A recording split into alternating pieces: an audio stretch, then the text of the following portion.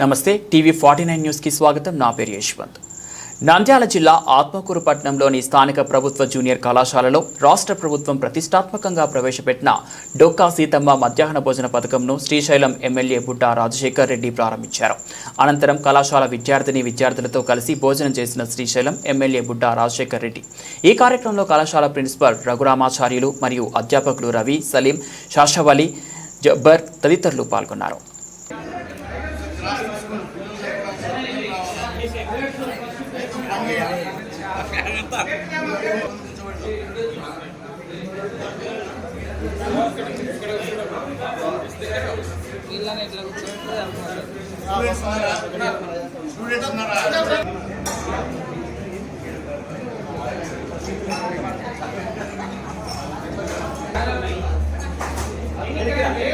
తక్కువ పెట్టి వేస్ట్ చేయకు.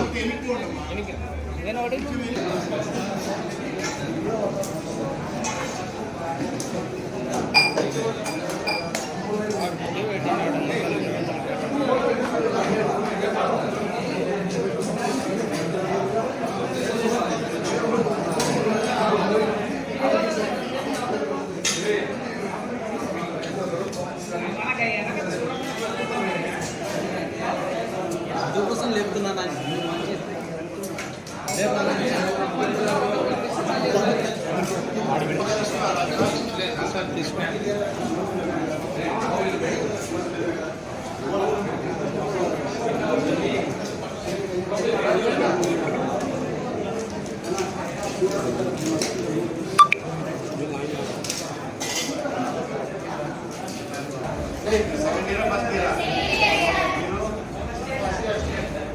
ఈరోజు నుంచి ప్రభుత్వం